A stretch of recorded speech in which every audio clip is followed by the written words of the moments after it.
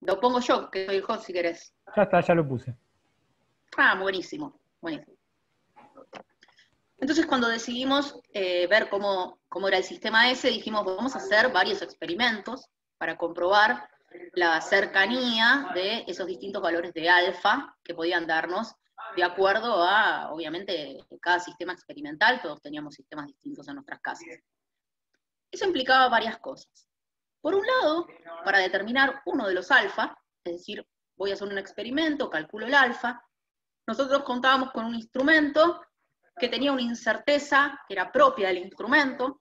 Esa incerteza la podíamos observar, la podíamos determinar, o sea, cuantificar, podíamos hacer de todo con eso, porque la verdad que estaba muy claro ese instrumento de medición.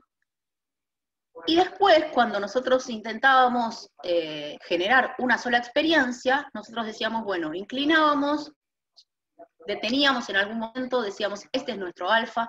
Una vez que nosotros decidíamos que ese era el alfa para ese experimento, ya está, ya no tocábamos más nada, estaba totalmente fijo, determinado.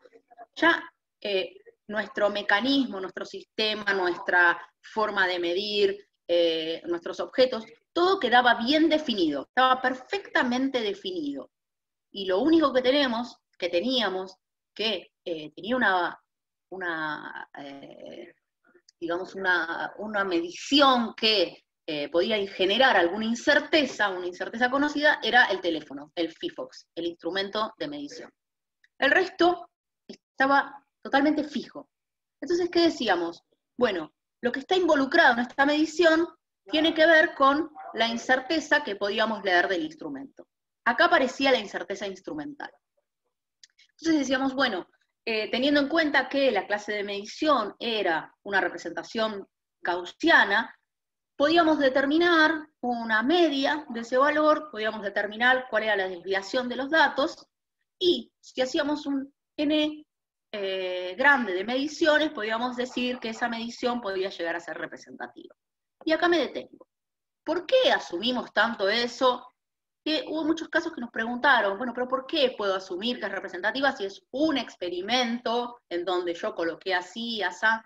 Bueno, ¿por qué asumimos que es representativa? Porque en realidad nosotros estamos tomando un n grande de mediciones para un sistema que es fijo. Y si nosotros volviéramos a realizar esa experiencia, pero exactamente igual, que no significa que yo saque todo el sistema y que lo vuelva a inclinar, como llamábamos a una segunda experiencia. Repetir la experiencia significa que, así como está el sistema, todo fijo, no toco nada, no meto nada, vuelvo a aprender y poner play en mi adquisición de datos. Eso es repetir el sistema.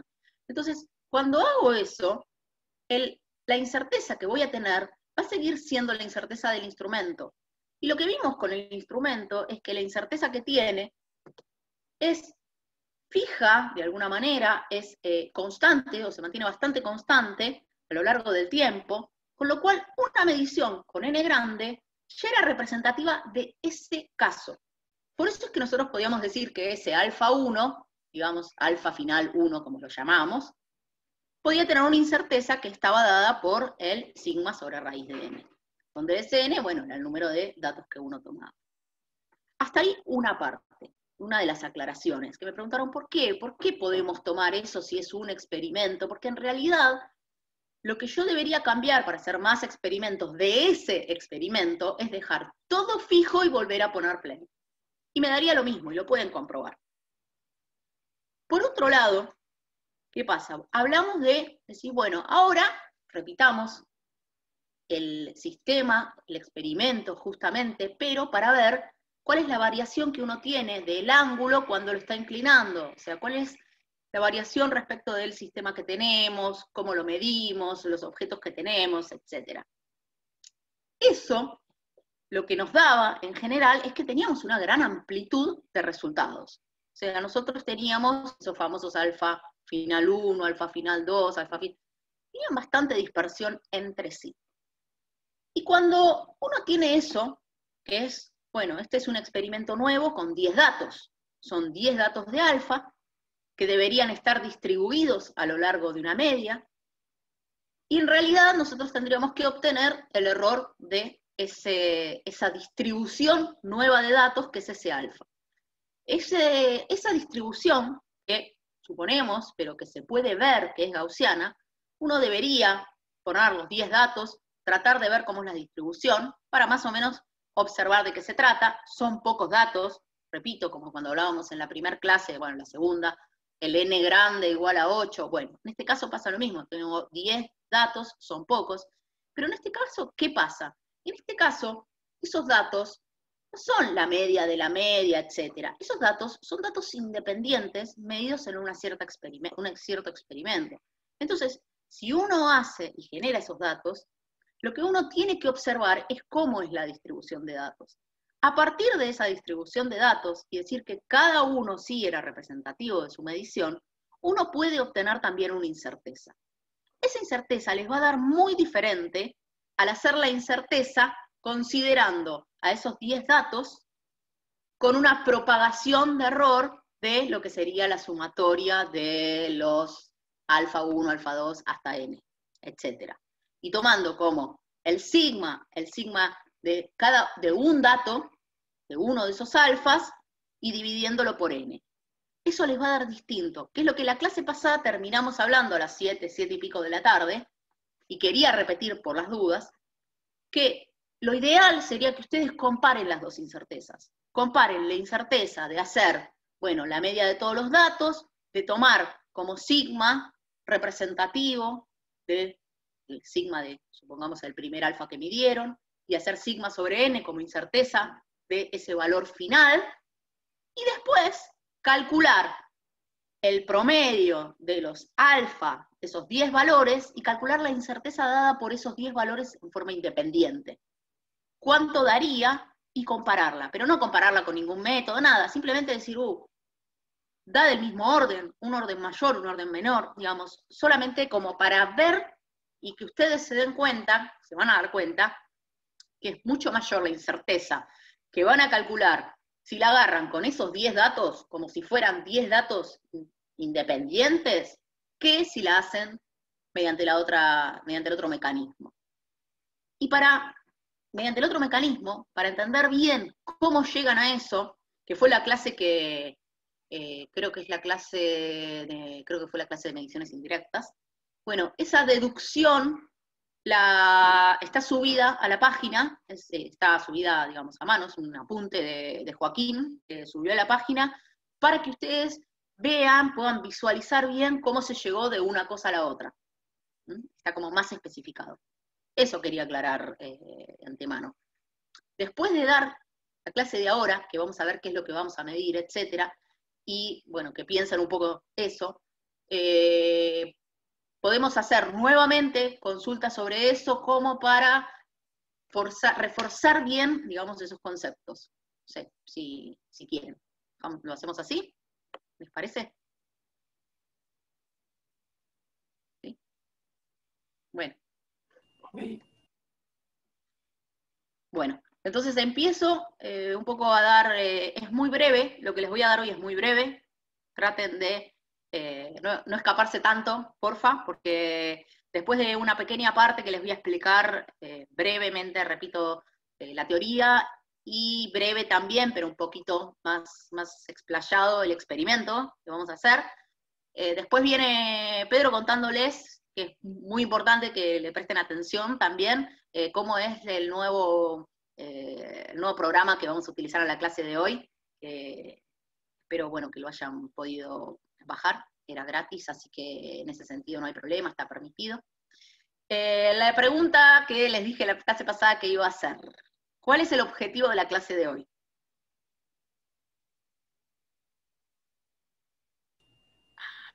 Tenemos que determinar Mucho miedo. ¿La puedo contestar yo? Esta vez, te la voy a permitir, pero va a ser la última, creo que te vamos a permitir hoy. Una por clase está bien, porque si no te vas a sentir muy censurado por nosotros. Podés ahí igual en el chat lo están diciendo. Lo están diciendo en el chat, Bueno, bien, vamos a guardar el chat. Ahora empiecen a repetir sobre lo que ya pusieron. Bueno, bien, vamos a determinar el coeficiente, de rozamiento dinámico. Perfecto. Lo vamos a hacer sobre un plano inclinado. Bien. ¿Qué nuevo programa vamos a usar? El tracker. Ya, ojo que es la segunda. No, pero antes yo no había dicho nada. No, bueno, pero ya te ofreciste. Bueno, bien, vamos a usar el tracker. Buenísimo. Y a ver qué otra pregunta les voy a hacer para ver si más o menos tienen el sistema armado de la clase pasada, porque para que no les lleve mucho tiempo. Esa es otra, pero principalmente es, si yo quisiera, pueden levantar el micrófono directamente, si yo quisiera cambiar la superficie para medir el coeficiente de rozamiento dinámico sobre dos superficies diferentes a la que es la superficie original del plano y la moneda, ¿qué podría hacer?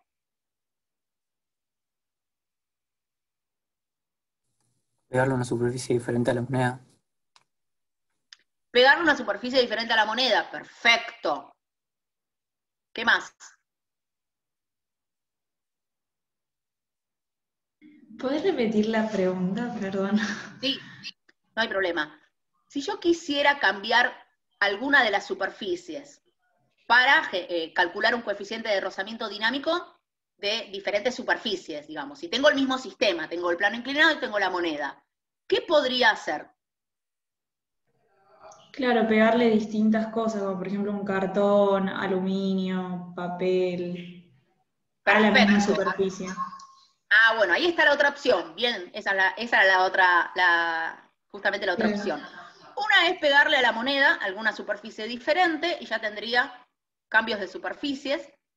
Otra es pegarle al plano inclinado, otra superficie. Ahora, si el plano inclinado que uno necesita para una clase como hoy es largo, más de no sé, 50 centímetros o algo así, siempre se me va a complicar más tener un material, voy a gastar también más dinero en tener un material diferente para forrar la superficie del plano que para forrarla de la moneda.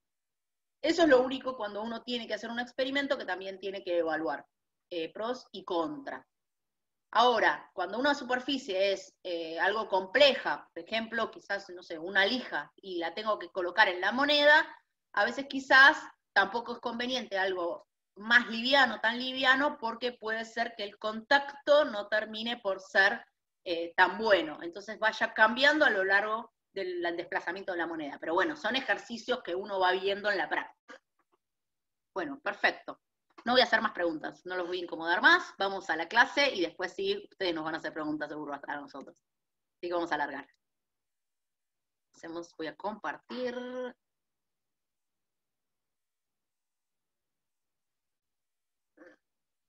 Bien. Perfecto. Bueno, voy a correr esto de aquí. Ahí vamos. Bueno, de modo de continuar un poco con la práctica pasada, vamos a hablar sobre fuerza de rozamiento, pero en particular, la clase de hoy lo que vamos a hacer es determinar el coeficiente de rozamiento dinámico de un caso particular. En realidad vamos a ver si podemos hacer más de un caso, pero a priori lo vamos a fijar para, digamos, fijar justamente todos los conceptos en un caso. Y después vamos a ver cuánto tiempo tenemos para jugar un poquito más.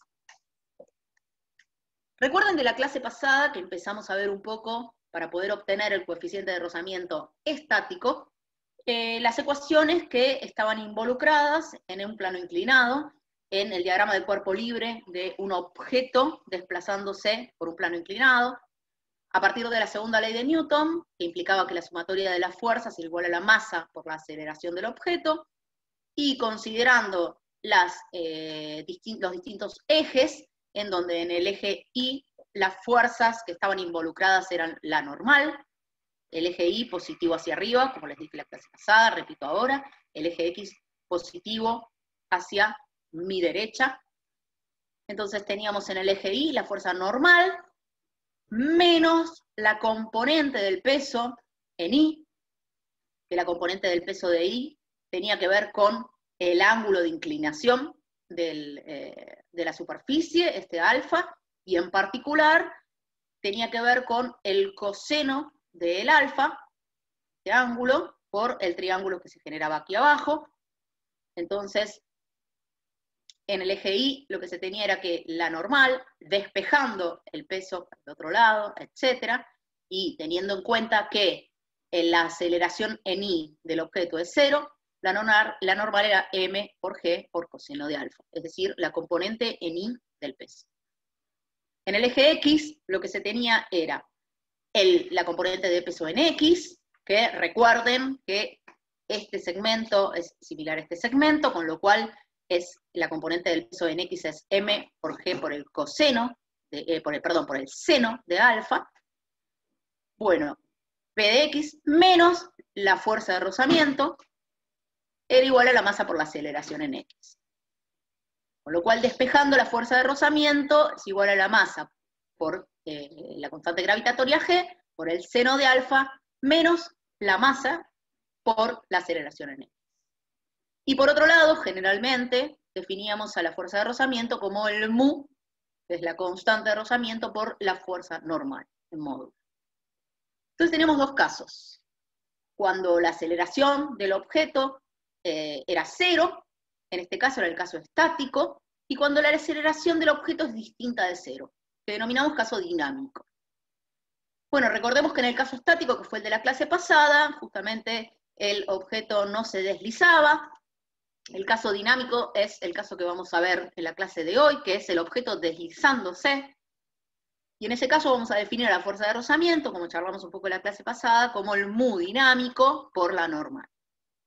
Esta va a ser nuestra ecuación del día de hoy.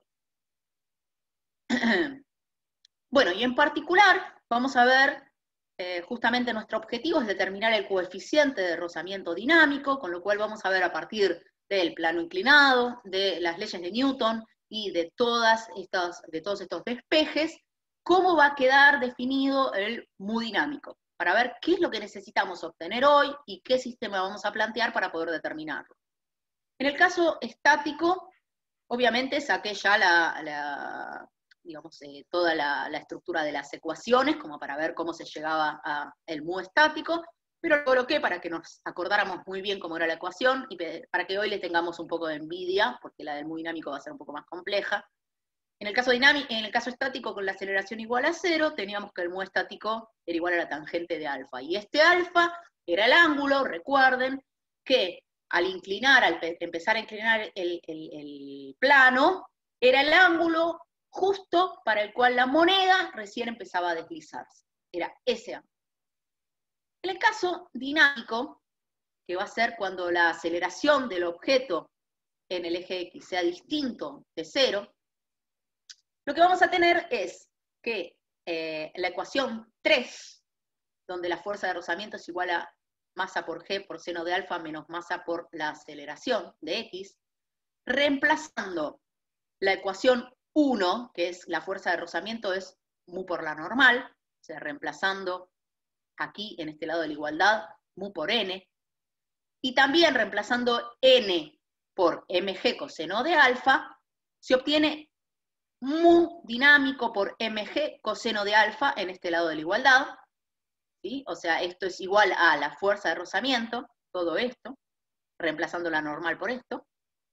Y del otro lado de la igualdad queda exactamente lo mismo que la ecuación 3. Entonces empezamos a despejar un poco porque nuestro objetivo es obtener el mu dinámico. Entonces, por un lado tenemos la masa en todos los lados de la igualdad. Entonces, ¿ya qué le está diciendo esto? Desapareció la masa, o sea, la pude simplificar, con lo cual el mu dinámico no va a depender de la masa. Eso es muy importante. Luego, despejando, si nosotros pasamos el coseno de alfa dividiendo por el otro lado de la igualdad, tenemos el mu dinámico como toda esta ecuación, que puede simplificarse, para algunos será simplificada, para otras no. El mu dinámico es la tangente de alfa menos la aceleración del objeto en el eje X sobre g por coseno de alfa. Entonces me detengo un segundo acá para analizar esta ecuación. Fíjense una cosa, lo que tenemos como mu dinámico depende de dos cosas, de alfa, de tres cosas en realidad, depende de alfa, depende de la aceleración del objeto y de la aceleración de la gravedad. Supongamos que la aceleración de la gravedad, yo tengo el valor tabulado, entonces me saco de encima un problema. Digo, bueno, tengo dos inconvenientes, alfa y aceleración en X. Este alfa, ¿qué alfa va a ser? ¿Qué ángulo va a ser en este caso? Bueno, tiene que ser un ángulo que asegure qué cosa. A ver, alguno levante el micrófono y conteste la pregunta si es que sabe. ¿Qué alfa va a ser? ¿Va a ser el mismo alfa? A ver. En donde la moneda ya caiga. Perfecto. 10. 10 y te puse una sola mano. 10. Es un ángulo tal que la moneda ya tenga movimiento, es decir, la moneda deslice. No es el ángulo alfa del mu estático. Es un ángulo tal que asegure que la moneda esté deslizando. Perfecto. Y haga que a X sea distinto de 0. 10 puntos. Bueno, entonces, ahora se viene la otra pregunta, es, ¿este ángulo va a ser único? No. No, tengo un montón de posibles ángulos. Perfecto. ¿Por qué? Porque una vez que yo sé cuál era el ángulo que hacía que pudiese obtener el mu estático, voy a poder aumentar ese ángulo y fijar el plano en cualquier valor de alfa tal que la moneda se deslice. Ahora bien, no todos, quizás, según mi sistema, según lo que yo quiero obtener, según el analizador de datos que tenga, etcétera, etcétera, etcétera, y 1000 millones de etcétera, me van a servir para después obtener el mu dinámico. ¿Pero por qué? ¿Cuáles van a ser mis limitaciones? Y bueno, mi sistema y mi mecanismo para adquirir datos.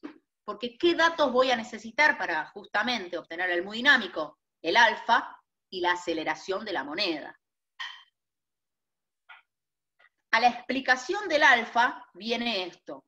Como dijimos en un momento, justamente, la fuerza de rozamiento estática, que era mu estático por la normal, era mayor que la fuerza de rozamiento dinámica, con lo cual este mu es mayor que este. Entonces, justamente el alfa que voy a necesitar es uno que haga que la moneda se deslice siempre, en todo momento. Y cuando la moneda se desliza, la fuerza de rozamiento, en ese caso, va a ser menor a la que necesitaba antes para comenzar a deslizarse. ¿Y qué sucede acá? Fíjense que la fuerza de rozamiento dinámica ya va a ser constante a lo largo de todo el movimiento. Ahora, bueno, este va a ser el caso que vamos a ver. Quería volver atrás a esto, nuevamente, las dudas, antes de mostrarles cómo vamos a hacer el ejercicio, quiero que piensen en esta ecuación. Uno tiene la moneda deslizando. Ya sabe que el ángulo tiene que ser mayor al ángulo que se utilizaba en la clase pasada. Obviamente tiene que verificar que al apoyar la moneda se deslice. Una vez que uno tiene ese ángulo, ya está, se puede desentender de mover el sistema y fijar ese ángulo. ¿Por qué? Porque la realidad es que lo que uno necesita es un ángulo que asegure el deslizamiento de la moneda. Entonces, esa parte del ejercicio tendría que para nosotros ser sencilla. Uno inclina el ángulo, se asegura que la moneda está deslizando, con lo cual puede fijar ese ángulo. Más allá de que hay un montón de posibles ángulos, uno puede empezar a probar con uno, por lo menos sabiendo que desliza. Luego, tendría que calcular la aceleración de la moneda. Antes de mostrarles cómo lo haría, voy a mostrarles un video del experimento que, bueno, yo hice acá. Voy a preguntarles a ustedes qué posibilidades tienen para hacerlo. Más allá de que hoy vamos a usar un programa que está buenísimo porque les va a facilitar un montón de las posibilidades que ustedes quizás piensan, tienen en la cabeza como idea. Pero me gustaría saber cómo ustedes se defenderían sin tener el sistema, el programa que nosotros hoy les vamos a dar. Entonces, para eso, voy a volver acá, voy a ir a esto y después voy a volver.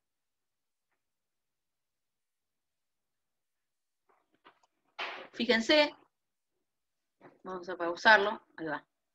Lo que yo hice fue simplemente lo mismo que la clase pasada, estaba el mismo sistema, todo tal cual, entonces ya puse 2 libros en vez de 1, o sea, 2 más gruesos, uno más grueso que el primero que tenía la clase pasada y el otro que era el mismo, y lo que hice fue asegurarme que la moneda deslizara.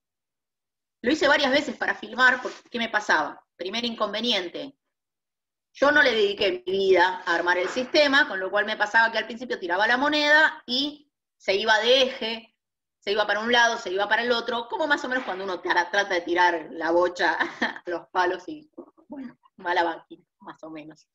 Entonces, traté, digamos, de ajustarlo de la mejor forma, como para que la moneda al soltarla siguiera un mismo eje. Esto me va a servir para analizarlo. Pero bueno, mostrando este video, y ustedes sabiendo que van a tener que obtener la aceleración de esta moneda para sacar el mu dinámico. Pregunto, y queda abierto a ustedes las respuestas, así lo escuchan todos. ¿Qué método proponen para obtenerlo? Que no sea el que vamos a dar en clase, si es que lo leyeron. Levanten el micrófono, así lo escuchamos todos. Se me ocurre, tal vez medio precario, pero, o sea, calcular la distancia y o sea, empezar un video apenas, o sea, vas a tener bastante error, ¿no? Pero apenas empieza a deslizarse, metes play y haces el cálculo más o menos, qué sé yo, velocidad, distancia y es, no sé, se me ocurre algo así. Yo propondría hacer marcas en el pizarrón, porque sabemos que se va a acelerar, entonces no va a recorrer distancias en un mismo tiempo. No sé si se entiende lo que digo, pero si al principio de soltarla recorre, qué sé yo, 15 centímetros en, no sé, por decirte algo, un segundo, después no va a recorrer otros 15 centímetros en un segundo, sino que va a recorrer el cuadrado o lo que sea. Entonces, a ver, ¿qué clase de movimiento va a ser la moneda? Uno acelerado, un MRUB. Perfecto. Un movimiento rectilíneo uniformemente variado, es decir, un movimiento con aceleración. ¿De qué clase va a ser la aceleración? Si es ese movimiento. Perfecto. ¿Y qué va a variar si el movimiento es ese? La posición, pero... Bueno, la posición y el tiempo. Y la velocidad. Y otros parámetros. La velocidad. Yo haría un video. Haría un video en el que me muestre en cuánto tiempo recorrió 15 centímetros, por ejemplo, y los próximos 15 centímetros en cuánto tiempo los recorrió. Entonces ahí yo ya voy a tener dos velocidades y puedo hacer como la diferencia entre ellas y así obtener la aceleración. No es una diferencia literalmente, pero es un cociente ahí de tiempos, velocidades. Bueno, muy bien esta propuesta. Voy a comparar primero esas dos propuestas. Tengan en cuenta la clase de movimientos, lo primero que hay que pensar cuando uno trata de proponer un sistema de medición. Uno dice, bueno, miro el experimento, evalúo las hipótesis, dentro de las hipótesis está cómo va a ser el movimiento de mi moneda va a ser un MRV, entonces yo sé a priori que la aceleración va a ser constante, por lo menos todo teórico, ¿no? O sea, lo primero que hay que hacer es usar la física básica y después vamos a ver qué pasa con el experimento. Entonces, voy a tener una aceleración constante, luego sé que como mi velocidad va a variar, si yo quisiera calcular esa aceleración a partir de la velocidad, tomar una distancia larga del principio al final, me sería muy poco representativo para poder medirlo. Entonces, particionar por etapas, por distancias, entonces tendría ahí tiempos en función de intervalos de distancias. Sería una medida muy interesante para poder calcular velocidades en distintas etapas de mi experimento. Muy bien, o sea, esa propuesta es muy interesante y muy buena.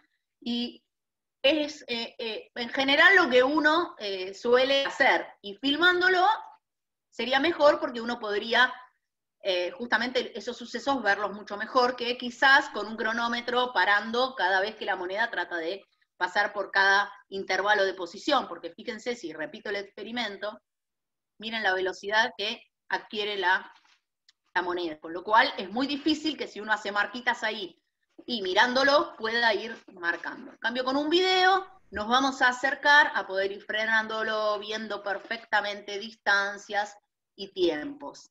Perfecto. Profe, Bueno, Sí. Se podría, o sea, también por ahí es mucho equipo para este experimento, pero se podrían poner varios sensores infrarrojos a lo largo del camino e ir detectando a medida que se van disparando. Y bueno, o sea, lo que te queda, en teoría, tendría que ser una parábola. Y bueno, después la ajustas para que sea lineal y listo, y sacas la aceleración. Muy bueno.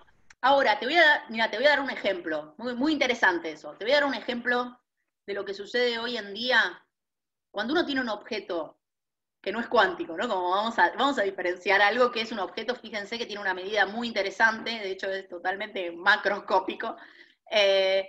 Cuando uno tiene eso, la tecnología de hoy, con los videos, nos dan la posibilidad de poder visualizar tan lentamente el movimiento de ese objeto, que repito, es un objeto macroscópico, ¿no? Como que puede tranquilamente, si yo pongo precio-calidad, puede simularnos y reemplazarnos un equipo tan caro como un láser como para poder detectarlo. Si yo tengo ya el equipo de láser, etcétera, lo puedo usar y perfecto, obvio. Y lógicamente tiene, digamos, es otra cosa, es otro mundo. Pero esto no necesita llegar a tanto extremo. Sí, obviamente es una alternativa. De hecho, en la facultad, del laboratorio, hay lo que se llama el PhotoAid, que ya lo hemos nombrado, que justamente es un sistema con un LED, que lo que hace es, genera, bueno, al recibir la luz del LED, lo que genera es un valor de voltaje. Entonces, cuando se interrumpe, recibe un cierto valor de voltaje, y cuando no se interrumpe, recibe otro. Entonces, lo que hace es dar dos opciones, B1 o B0, por ejemplo. Entonces, si uno hace pasar algo por ese láser, lo interrumpe, y uno tiene específicamente en qué momento pasó ese objeto por ese láser. Y en la práctica uno puede usar una grilla, perdón, y termino rápido para no hacerlo tan largo, una grilla que tiene interrupciones y espacios. Entonces, cuando pasa sobre el láser, uno tiene un sistema en donde dice, acá pasó, acá no, acá pasó, acá no, acá pasó, acá no. Y obviamente con un buen procesador puede hacerlo con una precisión buenísima. Acá en este caso, quizás a veces no tiene tanto sentido utilizar sistemas tan precisos para generar algo que va a tener una incerteza por otro lado. Pero sí, obvio que es excelente la idea, sí, sí. Bueno, voy igual a volver a la clase, voy a la idea que me dieron antes las chicas, que tiene que ver con el video y que tiene que ver con poder detectar la posición en el tiempo en puntos sucesivos. Entonces, justamente el programa que vamos a usar hoy, que no les voy a charlar ahora, pero tiene que ver con eso, es eso, generar, pero sin que uno esté perdiendo un tiempo eterno en marcar un punto, marcar el tiempo, otro punto, otro tiempo. Es un programa que va a detectar el movimiento de la moneda, y lo que les va a dar justamente es punto a punto de ese movimiento, dependiendo de varios factores del programa, posición y tiempo. Entonces, eso es lo que vamos a usar hoy para poder detectar la aceleración de la moneda. Y ahora voy a avanzar un poquito sobre eso. Pero dentro de lo que ustedes me propusieron como sistemas caseros, son perfectos, los sistemas son espectaculares, y lo que vamos a hacer es mejorarlo porque tenemos un programa que encima nos detecta punto a punto y nos ahorra bastante trabajo. Entonces, a partir de esto, y ahora sí vuelvo atrás, pero tenía ganas de mostrarles, aunque sea el experimento, para poder preguntarles esto. Bueno, ¿qué vamos a hacer justamente? Lo que vamos a hacer es utilizar el mismo sistema de la clase pasada. Se guardaron la moneda, como les dije, por favor, sería ideal, pero bueno, si no, utilicen una moneda que sea del mismo valor y el mismo tipo que usaron la clase pasada. ¿Por qué esto? Así sería muy interesante en el informe, estaría bueno que pudieran comparar el mu dinámico calculado en esta clase con el mu estático calculado en la clase pasada. Pero para eso queremos que tengan los mismos materiales, el mismo sistema, todo, porque si no ya, si cambia alguna de las variables, ya tenemos al pido, digamos, un cambio que puede ser fuerte ante la comparación. Entonces, tratar de usar la misma moneda, que el grupo utilice la misma moneda, Después, que el sistema sea como el mismo de la clase pasada. Si hubo algún inconveniente, hay algo que no le sirve, bueno, habrá que cambiar. O sea, no es que no vamos a dramatizar nada, pero tratemos de conservar los materiales de la clase pasada.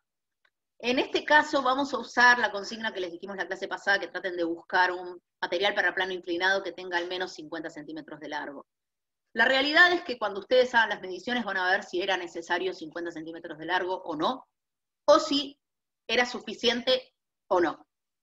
En ese caso, bueno, ya nos servirá a nosotros también para ayuda lo que veamos de sus resultados.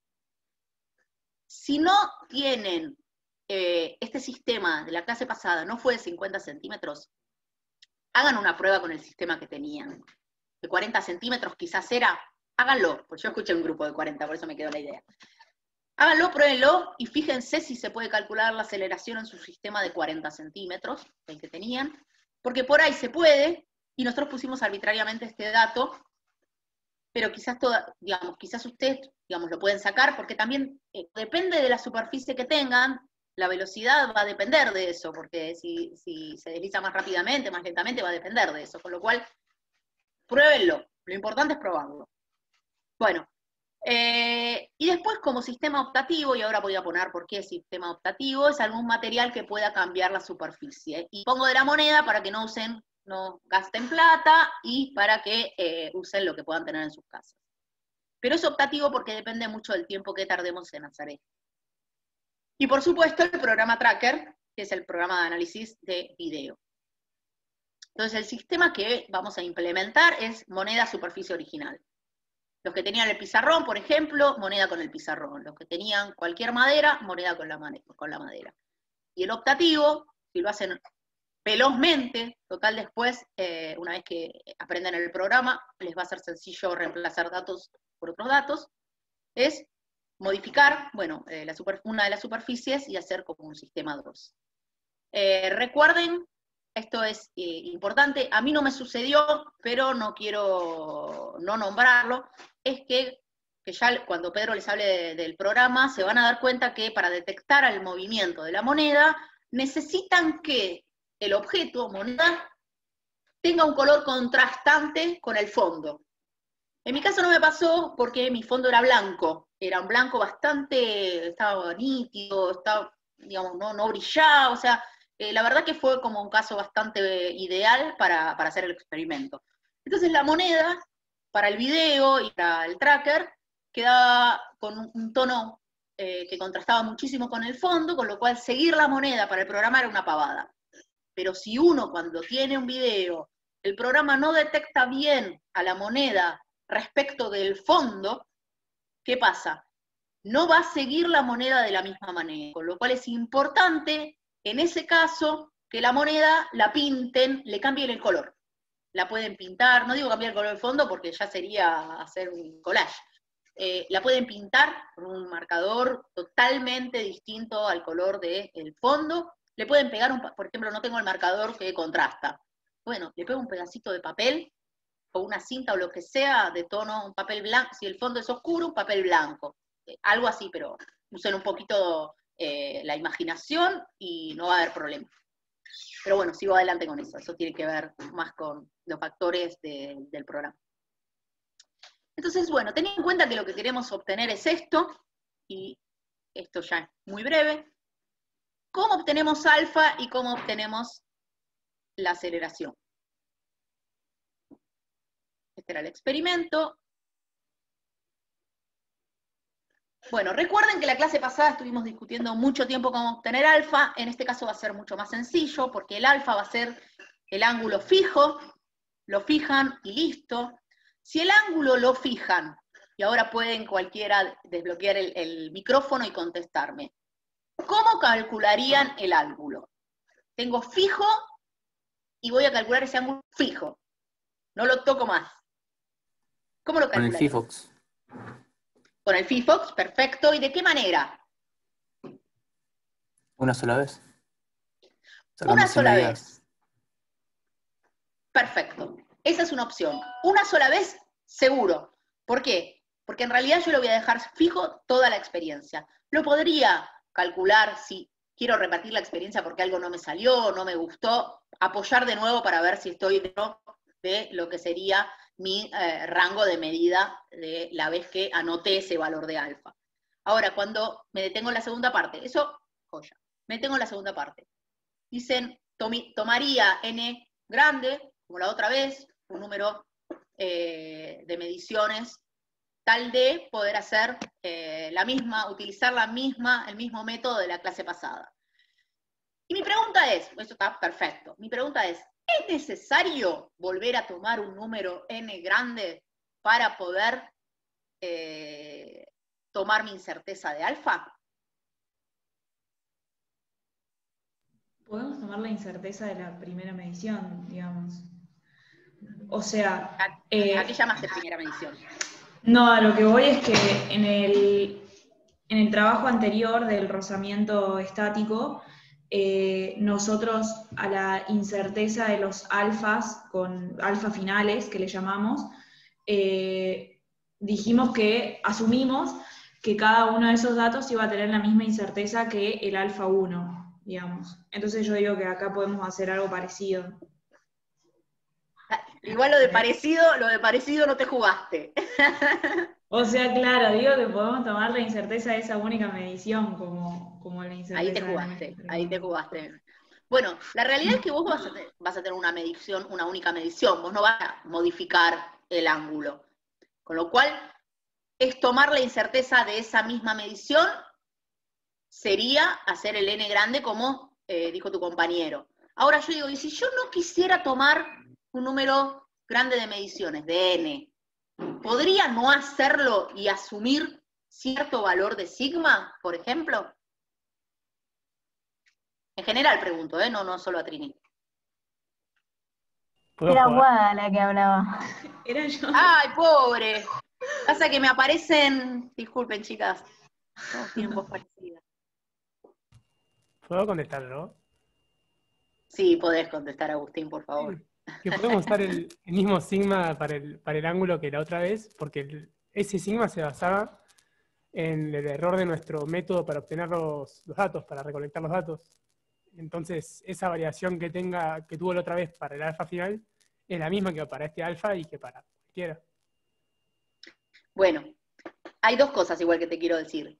Por un lado, perfecto que podés usar el sigma que utilizaste para tus alfa final, por ejemplo, en el caso anterior. Pero ¿bajo qué criterios?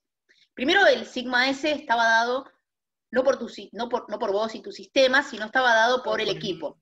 Exactamente, sí. Por el instrumento, claro. Eso es una diferencia frente a lo otro.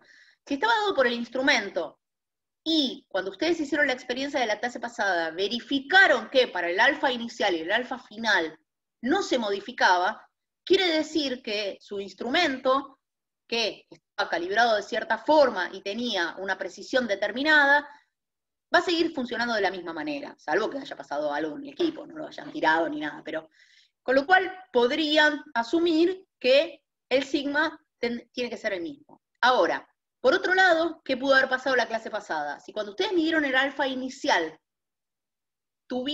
observaron un sigma diferente al del alfa final, de la primera experiencia del alfa final, ustedes vieron que ese sigma entonces dependía de el alfa, aunque sean ciertos rangos, porque quizás después en sus alfas finales no había variabilidad, pero respecto del inicial sí. Entonces, como les dije el ejemplo de la balanza de la clase pasada, si hay ciertos rangos donde el sigma se mantiene constante, pero después varía, que lo pudieron ver la clase pasada, bueno, lo tendrían que medir nuevamente.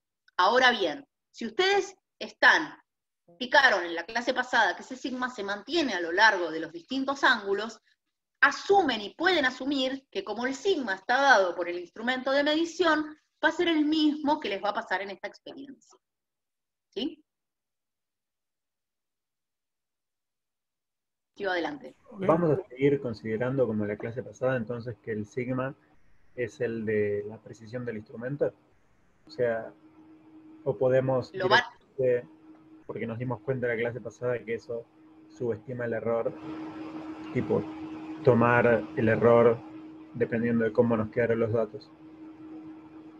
Es distinto a lo de la clase pasada, lo de subestimar el error, porque la clase pasada lo que hicimos fue variar la inclinación del ángulo 10 veces, es decir, que ahí nosotros teníamos otros problemas. Entonces, si nosotros tomábamos al sigma como nuestra incerteza, sí estaba subestimando el error, porque la realidad es que estábamos calculando distintos alfas cada vez que variábamos el ángulo. En este caso el ángulo va a ser fijo, porque uno va a colocar el sistema y no modificarlo para el desplazamiento de la moneda. A partir del sistema fijo, uno sigue adelante con la experiencia.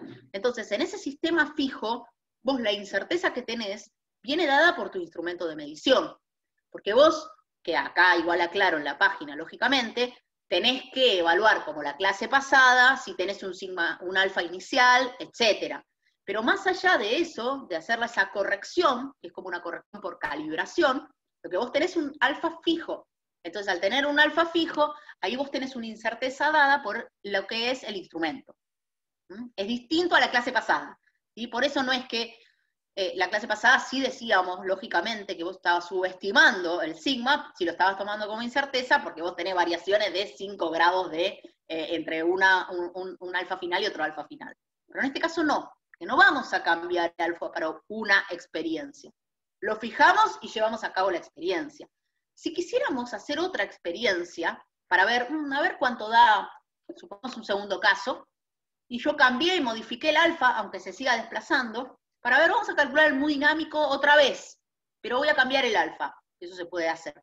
Ahí tengo que medirlo de nuevo, ¿sí? Pero ya no comparo la experiencia, el alfa ese con el alfa otro. No, es una nueva experiencia. Lo que puedo comparar es el mu dinámico final. ¿Sí, Nicolás, quedó claro? Sí, está bien. Gracias. Buenísimo. Bueno, entonces el alfa lo vamos a determinar más fácilmente que la clase pasada, porque ya no vamos a tener que hacer esos 10 valores, etc. Lo fijamos de tal modo de que la moneda desplace y se determina con el FIFOX. Y bueno, evalúen lo del sigma. No vamos a poner un criterio, es así o es asá, porque depende de qué le haya dado a cada uno. Después, cuando uno tiene el sistema armado y tiene ya el alfa fijo, que lo mide, etc., lo que hace es hacer el experimento necesita algún celular o alguna cámara web para poder filmarlo. El experimento se filma para poder hacer el análisis de datos y para poder calcular la aceleración. Y acá viene el caso de cómo calculamos la aceleración. Bueno, vamos a considerar entonces, a priori, la posibilidad de que la moneda se está desplazando mediante un MRV, como hablamos recién, como discutimos recién. Entonces, si supongamos que nosotros tenemos las condiciones iniciales tal que el X0, bueno, describo la ecuación del MRV, ya la conocemos desde Física 1 y CBC, desde el cole también, pero por las dudas, la posición es igual a la posición inicial más la velocidad inicial por tiempo menos el tiempo inicial, más un medio de la aceleración por el tiempo menos el tiempo inicial al cuadrado. Esta función es un polinomio de grado 2, que si tenemos condiciones iniciales, lo que yo llamo adecuadas, como para poder sacarme de encima algunas variables, sería lo ideal. ¿Y de qué forma podemos implementar estas condiciones iniciales? Bueno, si supongamos que nosotros tomamos al X0 como el lugar, la posición justo donde está la moneda antes de comenzar el desplazamiento, podríamos tomarlo como 0, X0 igual a 0, y que la velocidad con la que parte es 0. Entonces fácilmente tenemos dos términos que se nos anulan de la ecuación, y solamente tenemos el término cuadrático. El término cuadrático hace que la función que obtenemos bajo esas condiciones iniciales sean x en función de t cuadrado. ¿Qué clase de relación tendrían? X en función de t cuadrado. Lineal. Perfecto, lineal. ¿Por qué? Porque es lo mismo que vimos la clase del péndulo. Cuando elevamos al cuadrado t, el período, y lo hicimos en función de L, la relación era lineal. Bueno, en este caso volvemos a tener lo mismo, con lo cual si nosotros llegamos a tener esta ecuación, y llegamos a tener datos de x y los datos de t, es decir, los de t cuadrado, porque por ende podemos calcularlos, golazo. ¿Por qué? ¿Qué podemos obtener? Y bueno, graficando x respecto de t cuadrado o t cuadrado respecto de x, que va a depender de qué, y se los dejo ahí picando, podemos obtener, esto lo vamos a hacer justamente todo con el tracker, podemos obtener la aceleración. La aceleración va a salir de la pendiente. Entonces, esta parte de análisis, ya lo hicimos la clase de cuadrados mínimos, lo vamos a hacer mediante el método de cuadrados mínimos justamente, con lo cual una vez que nosotros podemos llegar acá, ya lo sabemos resolver. El tema es obtener los valores de x y los valores de t de ese movimiento, de esa moneda. Y eso lo vamos a hacer justamente con el tracker. Entonces, hasta acá, ¿queda claro el análisis que vamos a hacer, los cálculos que vamos a hacer con nuestro sistema?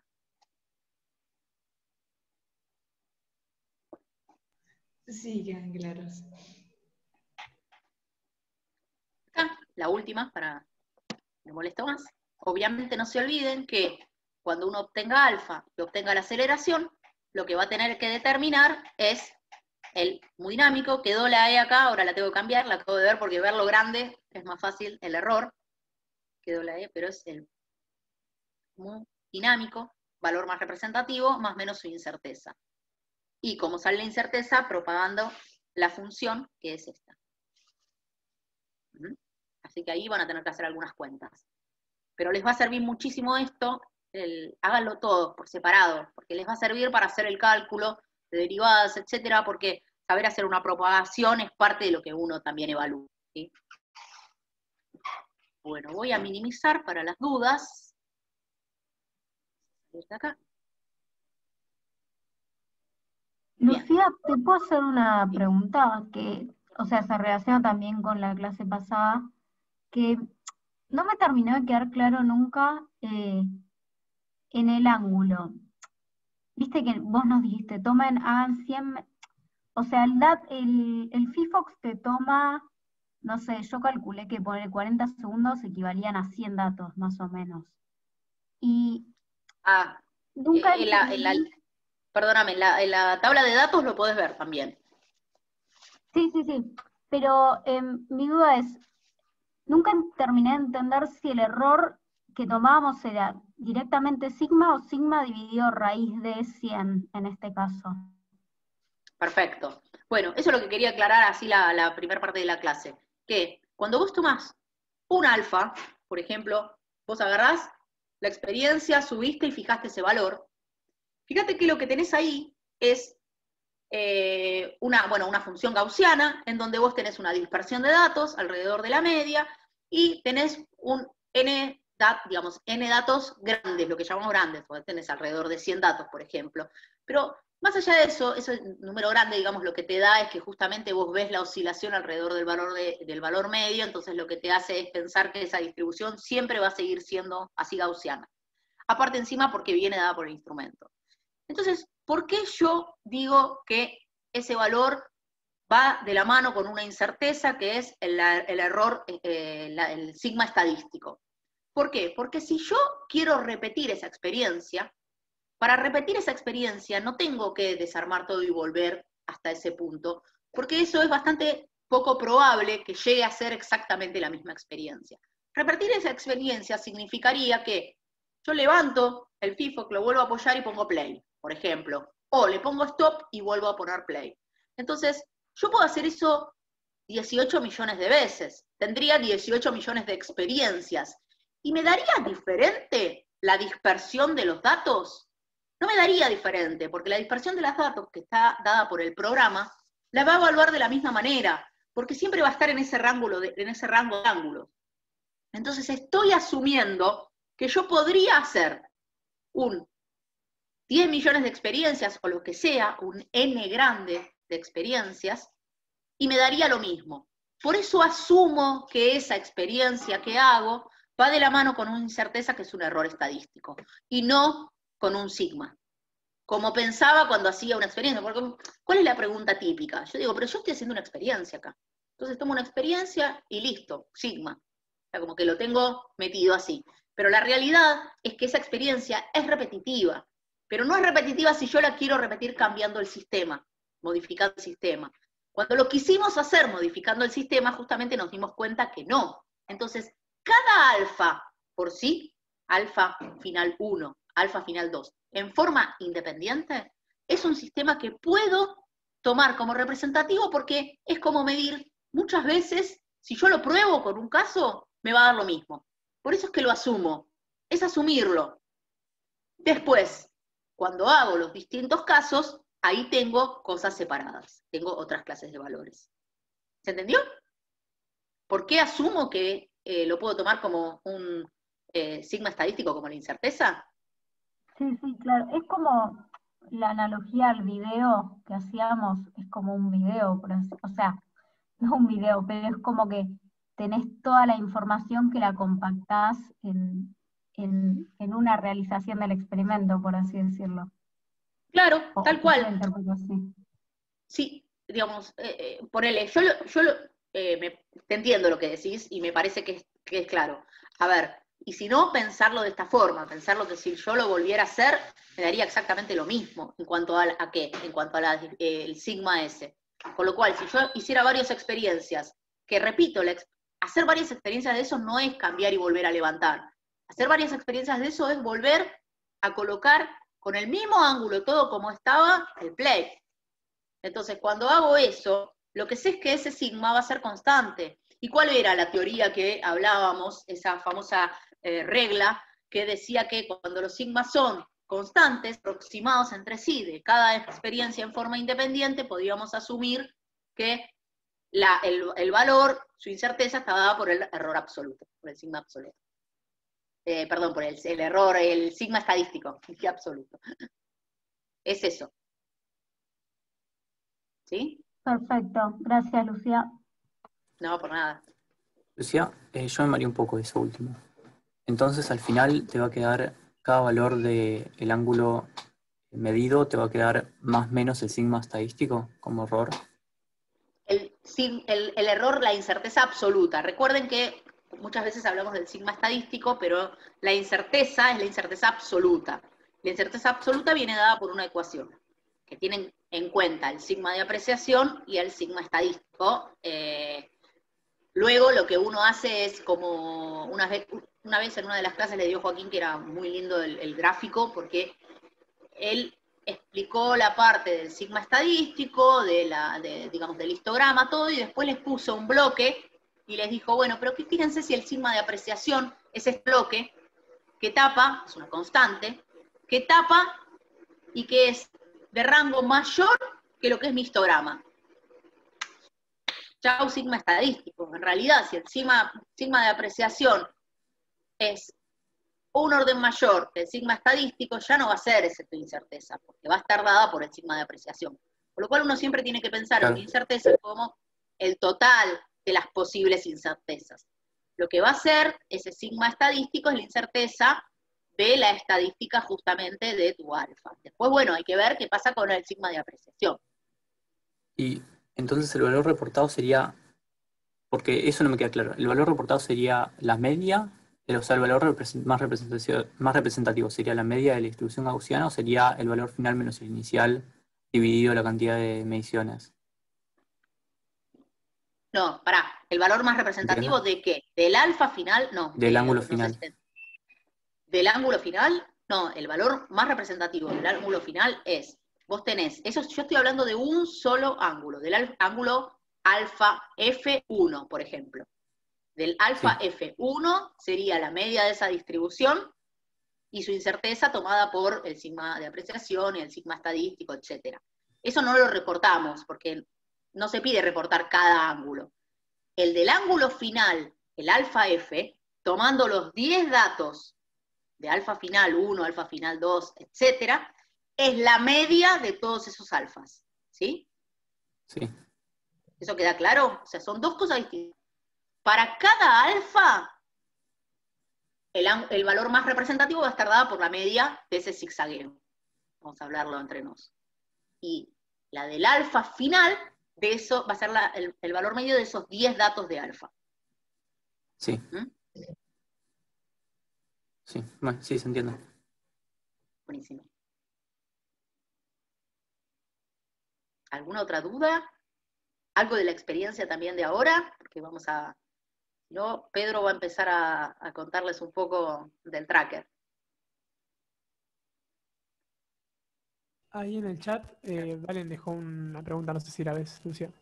Ah, no los vi el chat, pensé que estaban respondiendo con el micrófono. Si no, Valentina, Valentina no suele tener audio. Si No, Valentina, sí. sí. ¿Me escuchan? Ok. No, Ahora que... Ah, perfecto. Mira, me dio como... Me pasó a mí que cuando me di... La primera medición de todas, la que tenía el teléfono, digamos, apoyado solo para tomar la medición inicial, me dio una desviación estándar de como 0.4, y después, cuando lo di vuelta y en todo el resto de las mediciones, me dio como 0.2.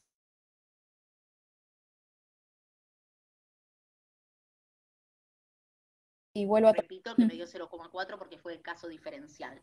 Siempre es lo más lógico.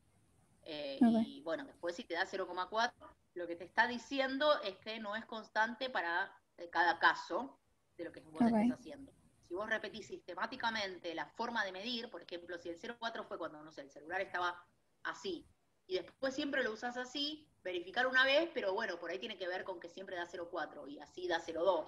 Eso, pero yo volvería a medir el de 0,4 solo para verificarlo. No puede ser que te dé diferente. Buenísimo, gracias. No, por favor.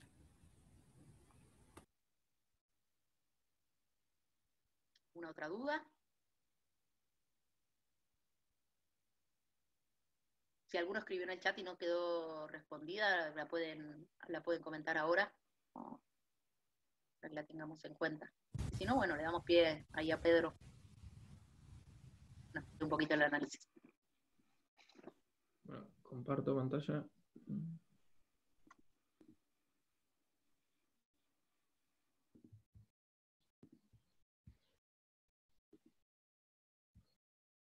Ahí se ve, ¿no? Sí. Sí. Bueno, este es el programa que vamos a usar hoy. Supongo que todos ya lo descargaron. Es bastante simple la descarga, está cualquier cosa acá en el link este. El programa este es un software que nos va a permitir analizar y modelar distintos videos. Nosotros nos vamos a entrar en la parte del análisis.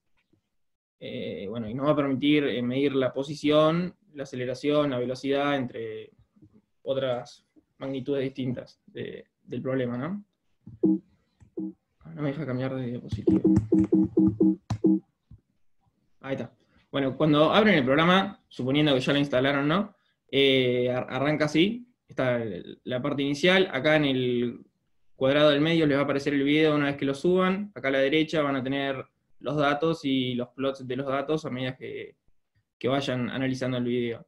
Primero lo que tienen que hacer entonces es subir un video, que para subirlo es como bastante normal, con muchos programas, ¿no? Abren la carpetita acá y cargan un video cualquiera. Acá se ve el que cargué yo, que bueno, antes de empezar a ver cómo analizar los videos, a la hora de hacer el video, lo que tienen que tener en cuenta es, bueno, todas las cosas que le dijo Lucía, ¿no? Muy importante la parte del contraste. También vi que ahí en el chat están hablando un poco del ángulo de medición del celular respecto al plano de movimiento, ¿no? Que bueno, eso también es importante. Supuestamente hay un filtro de perspectiva, pero me parece que es bastante complicado, así que si pueden, traten de medir con el celular en el plano en el plano inclinado, ¿no? Yo lo que hice que fue, armé el sistema, la tabla esta, con el Fifox medí el ángulo de inclinación de la tabla, y después el celular lo dejé fijo, porque eso también es importante, que el celular no se mueva durante la medición, porque si no la parte de calibración va a ser un problema. Entonces el celular lo dejé fijo en una posición, y con el Fifox traté de lograr el mismo ángulo, siempre con una incerteza, ¿no? Porque, bueno, eso ya lo vieron que el Fifox va variando. Bueno, entonces una vez que ya tienen el sistema fijo, idealmente eso no lo mueven, y traten de tomar la mayor cantidad de mediciones posibles, porque lograr el mismo ángulo en el celular y en la tabla y en la madera esta me pareció no complicado, pero bastante molesto. Antes de empezar a analizar el sistema, bueno, acá ven la moneda, la tabla, lo que hay que poner son los ejes, porque nosotros que vamos a querer medir la aceleración en una dirección, porque nuestro problema teóricamente es unidimensional, entonces vamos a querer centrarnos en la aceleración en el eje X, que sería este, ¿no? Entonces para poner los ejes, lo que uno hace, aprieta este botoncito acá, y tira los ejes acá. Yo lo que hice fue, lo desplacé un poco en I para que no me moleste a la hora de traquear la moneda, pero lo pueden poner más abajo, es lo mismo. Lo que también tienen que tener en cuenta, bueno, para analizar el video, tienen que saber con qué están filmando, ¿no? Tienen que saber cuántos frames por segundo tiene su cámara, y en general va a tener un montón de frames, el video va a ser más largo de lo que ustedes lo quieren analizar. Entonces para recortar esa porción, vienen a esta opción que se llama Clip Settings, que les dice el frame inicial, el frame final, y cada cuántos frames quieren analizar.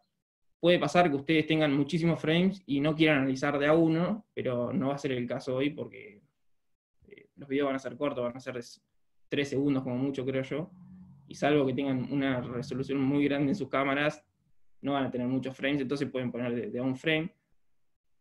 Acá tienen que corroborar que el número de frames por segundo sea el mismo que el de sus cámaras. Yo creo que esto se pone automáticamente, pero igual se puede cambiar, así que chequenlo por las dudas, que sea el mismo que el de sus cámaras. Bueno, ahora acá abajo, algo que por ahí no les conté antes, les aparece la barra del reproductor, ¿no? Como yo puse que arrancamos en el frame 30, que sería justo este de acá, ya solté la moneda, quizá no en correspondencia con lo que dijo Lucía, de considerar la posición inicial con velocidad 0, yo a modo de ejemplo elegí una posición inicial cualquiera, que la moneda ya se está moviendo, pero bueno, eso se puede cambiar fácil. Estas flechitas van a marcar el intervalo en el cual yo voy a analizar mi video. Y ese intervalo está marcado por los números que puse yo acá, que son el 30 y el 70.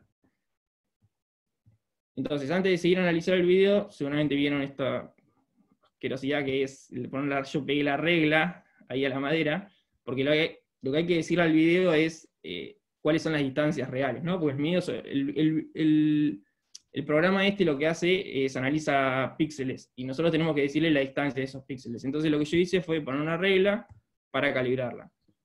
Bueno, como mi regla no está muy buena, le marqué ahí los 2 centímetros, y para calibrar, ¿cómo se hace? Si vienen no sé, esta reglita con un 10 que aparece ahí, y tienen que elegir la opción de Calibration Stick, y para seleccionar, en todo el programa siempre tienen que apretar Shift y clic, y ahí directamente toman un punto y toman el otro, traten de que esté en la línea recta. Yo lo desplacé un poco acá, solo para que se vea, pero si yo lo hiciera en serio esto, lo pones sobre la recta de la regla para que la calibración esté bien hecha, ¿no? Entonces, bueno, ¿qué tenemos? Hasta ahora ya tenemos los ejes y la calibración hecha, entonces vamos a pasar a definir una masa puntual. Pues nosotros al final del día una de nuestras hipótesis del problema es que estamos trabajando con una masa puntual, entonces vamos a crear una masa puntual que es la que vamos a querer traquear.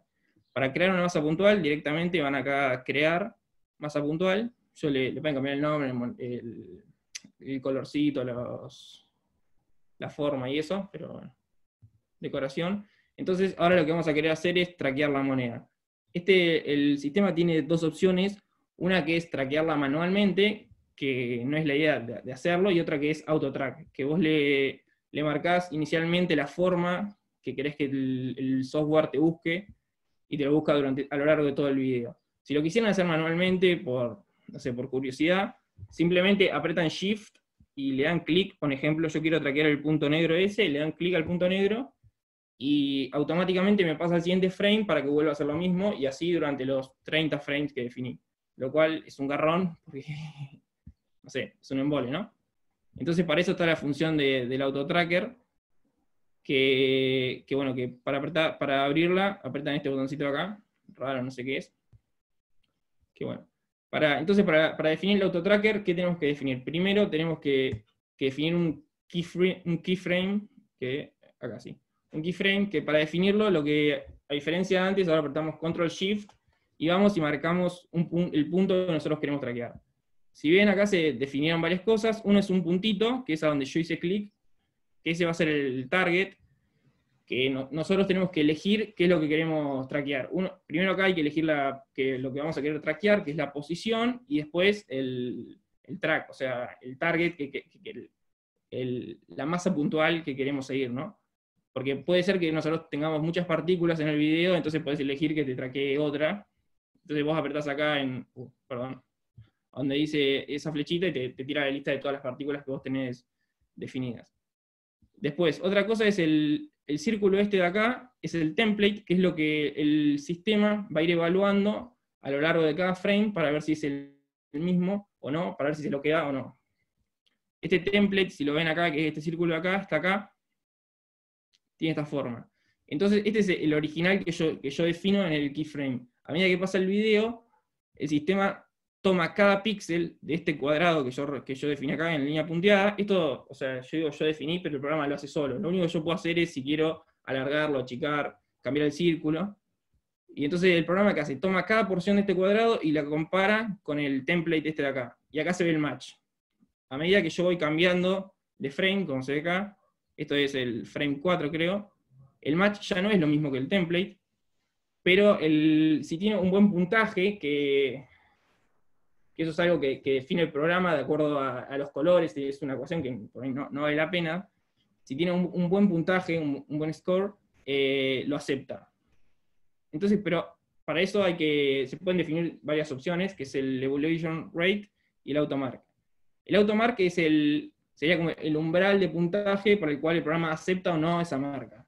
Generalmente, por default, yo por lo que leí, el 4 es bueno, así que yo les recomiendo que pongan 4, si quieren igual pueden ir jugando con esto para ver qué pasa.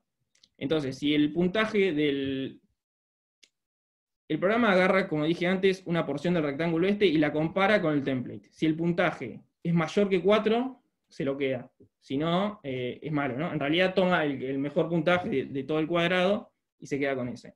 Después también tiene el evaluation rate, que ¿esto qué quiere decir? Que a medida que va evolucionando tu sistema, a medida que se va moviendo la moneda, toma un 20% del template del frame anterior, además del original. Porque si no, cuando la moneda se está moviendo muy rápido, seguramente sabrán que la nitidez de la moneda no va a ser la misma que originalmente. Entonces esta función lo que te permite es comparar un poco, ese poco es un 20%, con respecto al frame anterior. O sea, compara un 80% del original con un 20% del frame anterior para tomar del nuevo frame.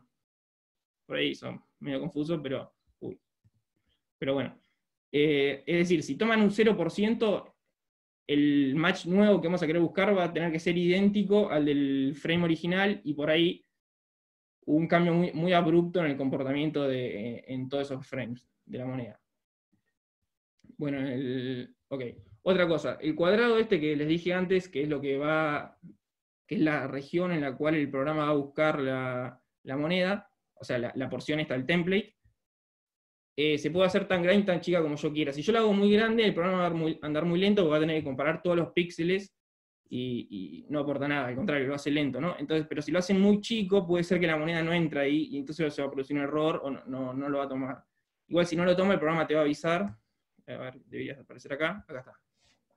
Por ejemplo, esto es lo que decía hoy Lucía, de que por ahí su moneda no hace un buen contraste con el fondo, entonces el programa no te la reconoce. O por ahí, justo se movió muy rápido, o hubo un cambio de luz, o algo que por alguna razón él no encontró un match lo suficientemente bueno que cumpla estas condiciones para considerarlo igual que el template original. Yo acá lo que hice fue pedirle un automark más grande solo para que saque este cartel para mostrarles. Ustedes acá, ¿qué pasó acá? Yo le pedí que el score sea mayor o igual que 10 para poder tomarlo. Y bueno, no sé por qué acá me tiró 9.9 y no me lo dio. Ah, está bien, 9.9, no dije nada. Por eso no me lo dio. Entonces el programa acá te dice, ¿lo querés aceptar o querés saltearlo? Lo que pueden hacer acá en general es apretar Control Shift de nuevo y definir un nuevo keyframe, si quieren, en este frame.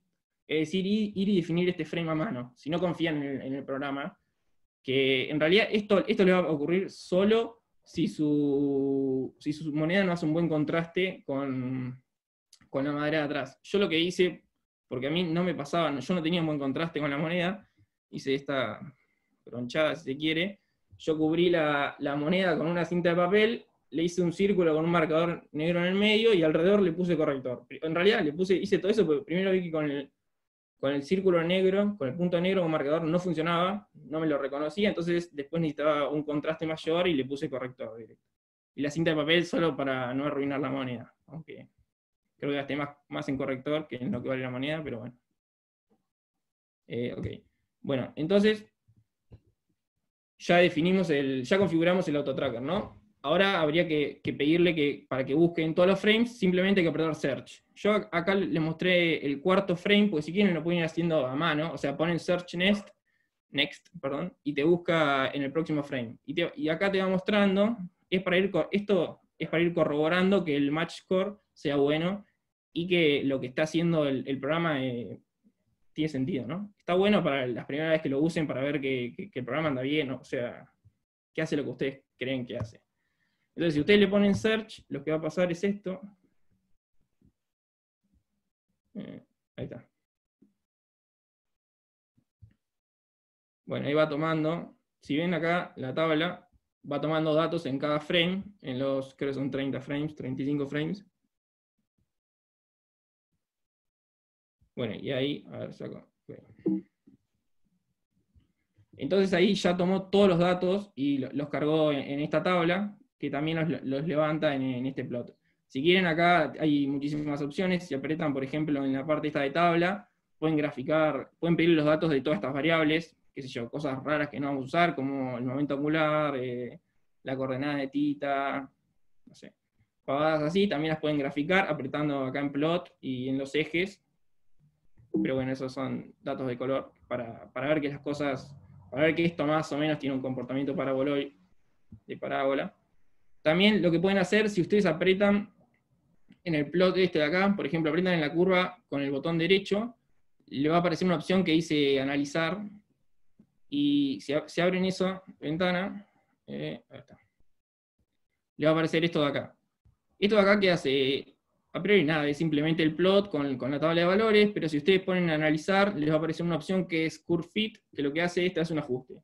Al final del día es lo mismo que el Origin, si se quiere, hasta más cómodo creo, porque te hace un ajuste lineal si querés, vos acá le podés poner, yo recién probé, ahí puede ser ajuste cuadrático, de gaussiana, lo que fuera. Pero bueno, en realidad por ahí lo más cómodo es exportar los datos de la tabla y hacerlos ustedes en su programa como venían haciendo antes, ya sea en Origin o Python, lo que fuera. Para hacer eso, y sacar una foto, no voy a sacar el screenshot, van a File, ponen exportar data file, y ahí les da opciones de exportarlo con coma, con tab, lo que fuera, como necesitan. Y acá, por lo que decían antes, yo saqué una foto de la tabla sin inclinar, o sea, este es el plano inclinado, ¿no? Pero el celular no está inclinado. Para mostrar un poco del error de la perspectiva, ¿no? Si se quiere. Este ancho de acá debería ser igual que este, pero si bien hay una mínima diferencia, pero es una diferencia al fin. Eso cuando lo hice con el celular y con el mismo plano inclinado que el plano inclinado, ¿no? No aparece ese error. Pero bueno, igualmente es chico, yo pensé que iba a ser mucho más grande el error. Si tienen alguna duda. Esto era que por favor los informes pónganlos así. Si no porque es bastante complicado verlos en el mail. Pero bueno, nada. No sé si alguien tiene alguna duda.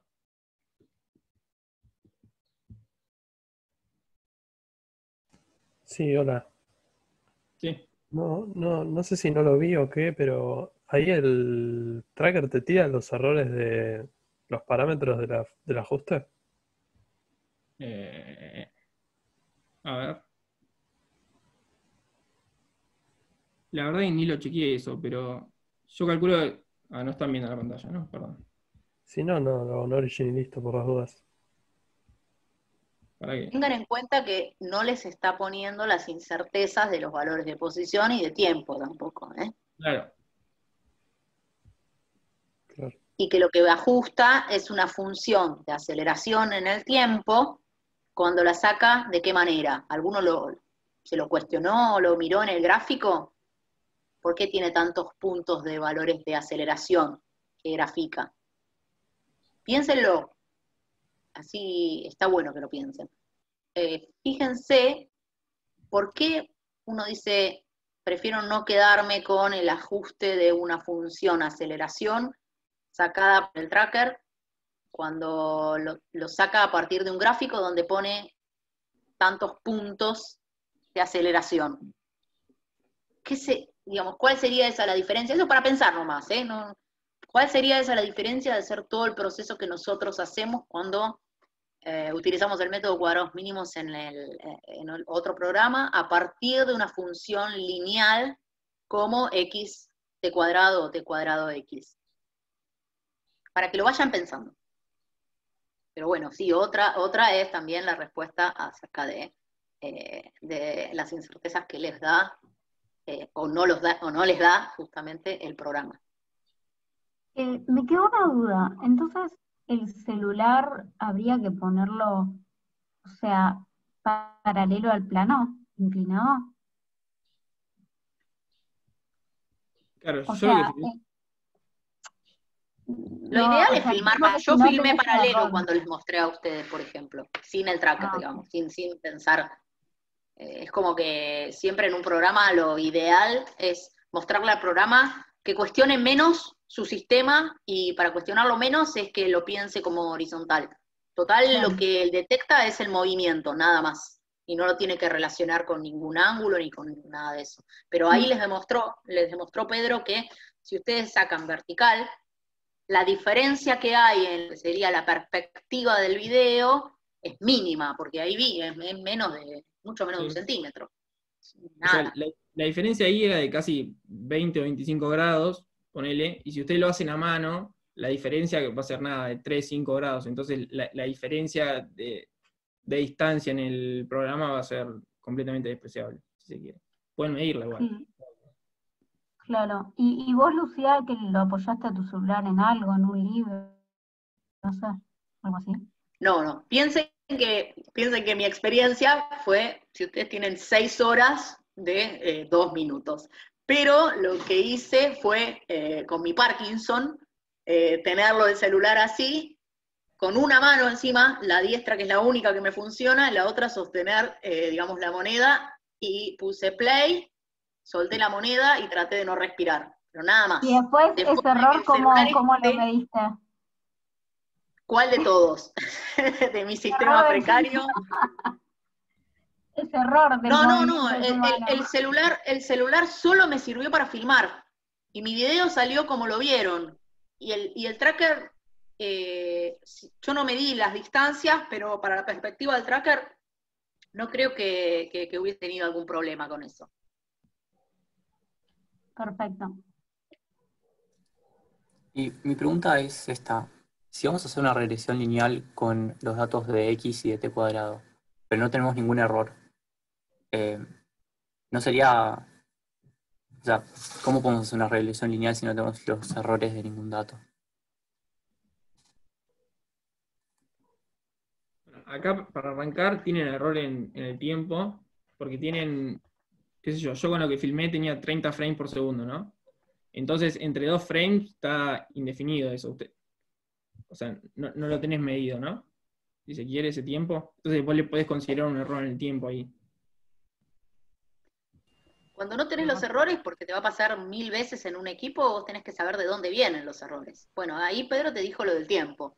¿Y cómo podrían saber la incerteza de la posición? ¿Bajo qué criterio usaron para que el programa les reconozca una posición?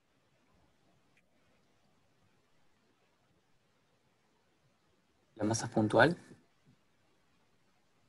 Bueno, pero esa hipótesis a vos, la verdad, no te genera ninguna idea sobre la posición. ¿Qué hipótesis usaron para la posición? Ahí están contestando ahí en el chat. Facundo, podés hablar, tenés la opción. Importan como, por ejemplo, 1,25, el equipo lo que les está asegurando es el 1, bueno, coma, el 2 y el 5, y no más allá de eso. Ahora, con eso es como cuando uno ve la regla y dice, bueno, ¿hasta dónde me estoy asegurando con la regla? Hasta el milímetro. Con lo cual podría ser la precisión justamente del instrumento.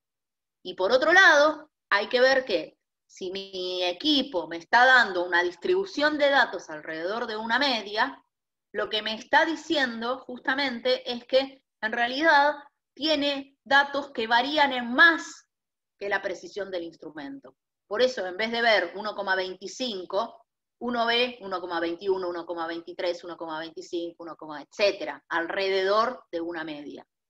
Y ahí se están diferenciando claramente lo que es la incerteza de apreciación, el sigma de apreciación, y lo que es el sigma estadístico, que saldrá de la cuentita del sigma sobre RTN. ¿Sí? Te respondo, Facundo, más o menos con eso, como para que lo pienses un poco. Sí, sí.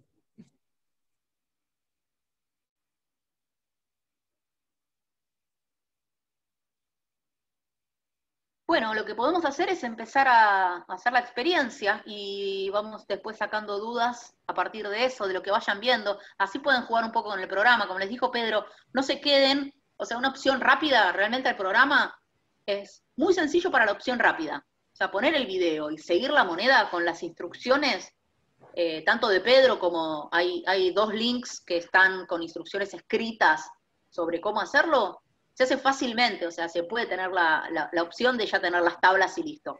Pero sería súper enriquecedor e importante por ahí para ustedes, para como aprendizaje justamente del programa, es que vayan haciendo lo que Pedro les fue mostrando. Bueno, vamos a ver cuadro a cuadro cómo sigue la moneda, una vez aunque sea, como para chusmear, para ver lo del match, para ver si varía un poco el porcentaje. ¿Me cambiará mucho, poco? ¿Me dará mejores datos, peores datos? Si varío el famoso 4, si le pongo un poco más de posibilidades, un poco menos, jueguen un poco con eso. Total, el tiempo les da como para poder jugar con eso. ¿Qué es lo importante para la experiencia? Si yo tomo el ángulo y ya determino el ángulo de mi experiencia, filmen el video y fírmenlo con distintos contrastes o algo, cosa de que si ya tengo calculado el ángulo, ya me gasté para fijar todo, ya no hago que todo el mundo se calle en casa, etcétera, etcétera, para que nada cambie, tener un video que sirva. Y especialmente lo que es importante es, de una, ver si el video sirve haciendo una prueba. Y poder detectar la moneda, si la detectó rápido, como sea, aunque le dé cualquier cosa, si la detectó, me va a servir. Y si no, el contraste. Y si no, de una, hacer lo de Pedro. Liquid paper, marcador negro. Eso no falla. Porque a mí me funcionó, pero realmente, o sea, por ahí fue suerte principiante, no tan principiante, no tan joven, bueno, por justo la luz que tenía. Bueno, voy a, no sé... Depende del color de la tabla. Vos tenías una pizarra blanca y eso ayuda. ¿Puedo hacer un comentario? Sí, tiene que ver con... Igual, yo sé que Pedro dijo, porque Pedro es millennial, y Pedro dijo que es un garrón eso de hacerlo cuadro a cuadro. Pero es una gloria hacerlo cuadro a cuadro en comparación a lo que podría hacer. O sea, si ven que realmente no pueden resolver el problema del contraste, resolverlo cuadro a cuadro, ponele con 30 o 40 cuadros, es apretar Shift y el botón 30 veces. Tampoco se asusten con eso. Fíjense que de esa manera es complicado, pero tienen que hacer, de hecho, con 20 Shift, por ejemplo, les puede llegar a alcanzar. Bueno, no hace falta que hagan toda la curva. Si no sale automáticamente, lo pueden hacer a mano. ¿Salió el viejo? Y a mí ya me viene agarrando una duda que es Sí. Que yo estuve probando recién con la moneda y veo que al principio le cuesta. Como que al principio, para velocidades bajas, va como frenándose cada tanto. Sí, Entonces por ahí me convendría... Asegúrense de que eso no pase. claro. O sea, lo primero que tienen que asegurarse, que dice... ahora cargo la guía, me olvidé de cargar la guía, qué colgada. Desastre, lo mismo. Ahora la cargo. Justamente lo que dice, que es lo que comenté también en la clase, asegúrense que la moneda se deslice y que no se frene en el medio de lo que es todo el experimento. Eso es fundamental. Como en este caso, lo que importa es que el ángulo sea mayor justamente a el ángulo que le generó el mu estático, no tienen tanto drama para plantear el sistema. Simplemente algunas hipótesis como que es necesario que se mueva, que no se frene. Si la superficie tiene problemitas, algunas irregularidades, lo bueno de subirlo un poquito más es que esas irregularidades pasan un poco más de largo. Tampoco que el movimiento sea de un segundo, pues lo pongo un montón, porque le va a costar después en el tracker a tener varios puntos como para medirlo. Pero sí asegúrense que se desliza bien. Claro, o sea, la idea sería agarrar el ángulo mínimo para el cual se desliza bien, así tampoco va tan rápido. Exactamente. Y por ahí convendría incluso empezar a medir después de que ya haya pasado esa etapa de aceleración al principio, ¿no? Porque siento que al principio siempre le va a costar un poco pasar desde el reposo a tener velocidad.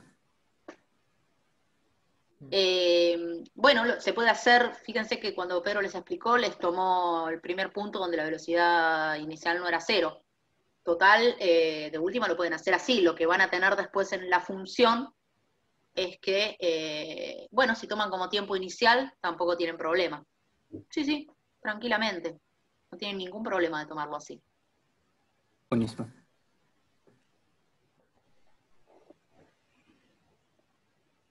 Ya subo la guía, chicos. Mil disculpas. Vamos a dividir los grupos y así organizamos bien.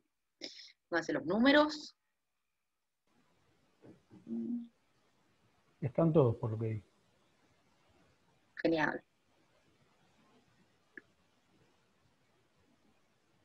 Otra cosa, ahí en el tracker también pueden ver el movimiento de la moneda en la dirección perpendicular, para corroborar que la tiraron bien la moneda, ¿no?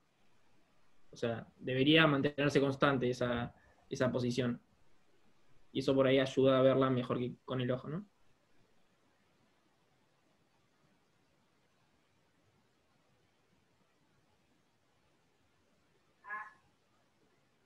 En la guía me imagino que dice, pero más o menos cuántas grabaciones tenemos que hacer, o sea, para tener diferentes muestras de la aceleración, o con una vamos a estar.